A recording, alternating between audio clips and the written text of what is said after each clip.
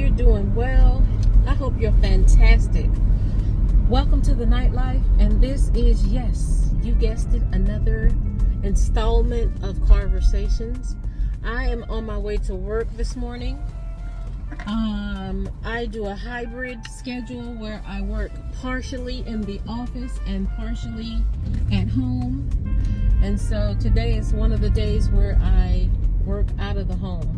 And so I'm on my way. I always feel so disheveled when I'm, I feel so, I don't want to use the word unput together, not put together, but it's like, it is a chore just to get out of the house to make sure I don't forget something. I don't forget my badge, because if I forget one little thing that prevents me from doing my work, if I forget my badge, my computer, or parts of my computer, I have to turn around and drive all the way back home and then drive all the way back to my work location. And so, you guys, but it is, I think I've got everything. I'm prepared for the day. I got my coffee. I almost forgot my shoes because I left my shoes upstairs in the closet. We don't wear shoes in my house, around the house, so we take them, like, soon as we hit the door, we take them off and take them up to the closet or wherever they belong. And so when I was coming down to get in the car to go to work, I had forgot my shoes, and I'm like, whew, I gotta go all the way back upstairs. Anyway, I'm rambling, but today I want to talk to you about high yield savings accounts. Y'all, in a previous video, I talked about how I wanted to get my sinking funds squared away as far as hitting my targets, as far as what goes in them and how much I need to meet those goals. And so a lot of you all have been so helpful in giving me tips and tricks, and I've watched you all. So right now I have a high yield savings account. It's through Amex. And when I first got that Amex account, I was happy as a clam because the interest was hitting so much more than what I was getting from a regular bank account. And I think even in one of my videos, I did a comparison of the interest. How much I actually earned with my regular bank account and how much I earned with high yield. And that was only like a month in. And now it's going on, I don't know, about 8 months of having this thing, 8-9 months. I'm telling you, y'all, the interest is hitting. The interest is what's up. But the thing that I'm finding is, once I stuff my sinking funds in my little binder and I take the money out and I put it in the high yield, it's all lumped together. And I write it down. I know how much I have for each category, but now I want to be able to have definitive lines of demarcation of what account is what sinking fund is what. For example, what's in the home. I know what's in the home maintenance, but I want to see it, I want to see it. And so I have signed up for an account where I can do buckets, Capital One. So I am going to be relocating some of my money from my Amex high yield to my Capital One high yield. It's starting to rain. I need to close my sunroof. Darn it. And I don't have a jacket with a hood, but I have an umbrella and I have a poncho. So I want to relocate some of the funds into the accounts where they belong so that I can have a clear picture of what's in each account and just be more, that's going to help me be more organized and help me hit my targets more. And yeah, I think it'll be helpful. That's one of the things that I have done in the last week or so, since I filmed that video of me doing my sinking funds and talking about my sinking funds and how I wasn't on target. And so one of the things I put into place was opening up a account where I can do buckets. And I've seen you guys all do it, and you seem to have it, on lock and have it squared away. And so I'm going to try it out. I'll definitely document and let you know how it goes. But I have noticed too with my Amex high yield, you know, it started out at 5 and some change percent, and now it has trickled down to 4.25? I'm trying to remember. 4.25, slowly and surely trickled down. And you know, at first I didn't notice it. I'm like, okay, is this going down now? And it was going down. And so I'm like, okay, well, there's other accounts that have a higher percentage. I want that money to work for me, you guys. I want that money to work for me. And I'm not saying this to say that you should run out and get a high yield. You should do your research and do what works for you. I'm merely sharing what's working for me. And I'm telling you, since I signed up for a high yield savings account, I'll have to put it up on the screen how long I've had the Amex high yield. Since I've had it, y'all, I have earned hundreds of dollars in interest. Hundreds. I'm not kidding. Hundreds. I'm not kidding. Hundreds of dollars in interest for my money being in there.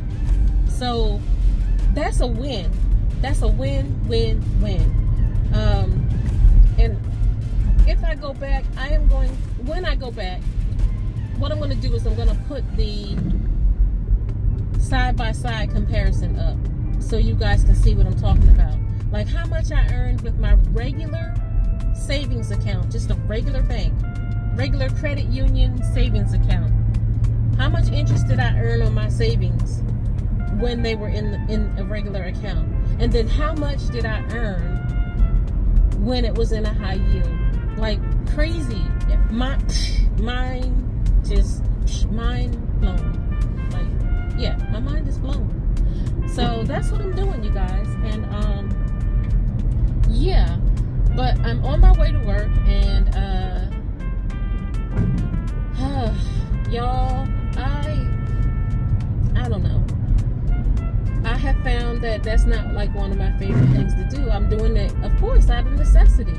If I had to go back to doing it every day, what would I do? I would have to go in every day. But until I'm able to retire, this is what I have, you guys. Do I enjoy it? I don't like driving in now. I barely know my coworkers because we all have different, you know, work from home, telework schedules. So I don't know them. And I say to my girls, you know, in the workplace, do your job and go home. Your coworkers are not your friends. I don't stand there gossip, and I don't think that my coworkers like that. And they feel a certain way about me. They think I'm standoffish or bougie or whatever. They don't care for me too much because I don't engage in all the talk and such. I mean, I'll laugh and kiki kaka sometimes, but I don't 100% engage in it, and I don't think they care for it too much. But I don't care. I'm not there for you to like me. You know, at the end of the day, you don't pay my bills, and I do my job and I go home. You're not my friend, because at that job, you are replaceable 100%. Everybody ain't rooting for you. Everybody ain't rooting for you. That's like here. That's like anywhere. You be careful of your surroundings and your circle. Keep your circle small if you have to. Keep it needlepoint if you have to, because a lot of times people are not rooting for you. People ain't Team Tanya. People ain't Team Nightlife. I mean, it may sound harsh, but it's the truth. It's life. And you got to be a duck out of water. You got to be a duck out of water and have some thick skin sometimes. See, I'm learning all this the older I get. And as my friend AP says, AP inspires 40 and over. You know, that's a 40 and over thought. You got to be like a duck out of water and watch your surroundings. Domain awareness at all times. Domain awareness in your personal life, in your professional life. Domain awareness. Always be looking around you. Head on a swivel. And you know what? I think the military has done that to me. more so. My time in the military, my 12 years in the Army, has taught me to be ever vigilant and domain awareness and discipline. So, you know, I find that I'm taking that and putting it, at times in life I didn't practice that as I should, but now it's like I have a realization of things, and, you know, it's like, hey girl, get your act together. Anyway, I'm rambling. I am rambling. This is an episode Carversation. How are you doing? How is the weather? Y'all, it's raining today. It's right now it's 73 degrees. I'm gonna take it. I'm gonna take it. On my electric bill, I mentioned this in my last video. On my electric bill, it's been high because the central air has been going. On my electric bill, they have a section where it's online where you can look and see what your projected bill will be for the next month. Why is mine $450? Shell shock. I'm shook. Your girl is shook. I'm shook. I'm shook. Yeah, but you know, so immediately I went into my savings account and I took $200 out and I paid it towards the next bill. And then on the next paycheck, I'll pay a little more so that by the time the bill is due, I am not scrambling. And that's what I do, you guys. On some of my bills, like every 2 weeks, I'll make a payment. I'll pay some of my bills every 2 weeks. I tried to do that with my mortgage, but they kept messing up and they were applying it in the wrong place. And I'm like, nah, player. Like, yeah, I would make extra, be over and above the mortgage payment. And they wouldn't, I would tell it from the list of items that they gave me, list of selections, options that they gave me. I would tell them where I wanted the money to go. But how come they were applying it to the wrong places? Like, what's going on here? They weren't applying it to the principal. They weren't applying it to the principal like I asked them to. Like, something is like shady here. Why are you doing that? So here's what I do. I will make a payment, and as soon as I make that payment, I wait a few days and I'm on the phone calling, and I have to walk them through where to put the money, because you ain't getting me like that. You're not getting me like that. I said I wanted to go towards principal, and that's what I mean. But yeah, just funny stuff. Funny stuff. That kind of stuff used to go on when I had my student loan. I would pay my student loan, and I'm human, y'all. If I couldn't pay it on time, I would still pay it, but it would be late. And I was enrolled in the public service loan forgiveness program. And what they tried to do is, if my payment was late, they wouldn't count that payment towards forgiveness. Like, all kinds of sneaky stuff that went on. And that's why they subsequently went back and they had to count all. I had like 3 or 4 years worth of payments, you guys. And it was at a time where money wasn't the greatest. And I was paying it, but I was paying it late. And I was still a public servant. And those payments should have went towards public servant loan forgiveness. And they weren't applying it because my payment was late. Merely because it was late. And so, but yeah, that's a whole nother video. It was so sneaky. I mean, I couldn't even believe it. I'm like, so you mean for 3 years, you're not counting 3 years because you needed 10. And I had well over 10, and they weren't counting some of my years and some of my payments because, you know, my payment was late. But it was nothing about that in the fine print. And so, like I said, subsequently, through all these student loan initiatives that went on over the years, over these past 3-4 years, I was able to get that reversed. I signed up and did all the programs and put in all the paperwork to get that. I appealed it and got it reversed and got those payments counted. Y'all, I paid so much, I overpaid them, and they ended up reimbursing me. Now this was like 2 years ago, actually maybe a year and a half ago. They gave me money back, which was just pleasant. Anyway, you guys, I hope you're all doing well. What kind of stories do you guys have? I want to know. Do you got some weird stories of like shenanigans with bills and stuff? You got anything like that?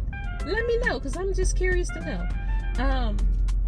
I hope you're all doing well. I'm gonna get this work day started. I'm nearly to work. I have to turn this phone off because I can't have the phone on going into my workplace. They don't allow that, and so I got to turn this off and take the phone off the mount. There's no recording at all. Anywho, I hope that you have a wonderful day. Today is, what is today? Today is Wednesday. I don't know when this video is going up though. I can't even begin to tell you when this video is going up, but I hope you have a fantastic day. Let me know how you're doing. Please like, comment, share, subscribe to the channel if you haven't already. Like this video, helps the YouTube algorithm. I don't know what's going on with the YouTube algorithm, but I really guess I don't care because I'm frozen in time as far as monetization goes, but that's not my thing. Remember, that's not my thing. If I'm monetized, if I get monetized, I get monetized. If I don't, I don't. I just want to be savvy. I hope that something in this video helped you. I'm going to go back and watch it and put some helpful stuff up on the screen, though, so that it's savvy. Anyway, I love you guys. Thank you so much for your support of my channel, watching, liking, commenting, subscribing. Thank you for supporting my coffee shop. Yeah, you guys, thank you for your love and your support. Those helping me with my watch hours, I appreciate you so much. Until next video, you guys, keep your head up, keep pushing forward, be awesome, be great. Amazing things will happen. I love you guys. See ya.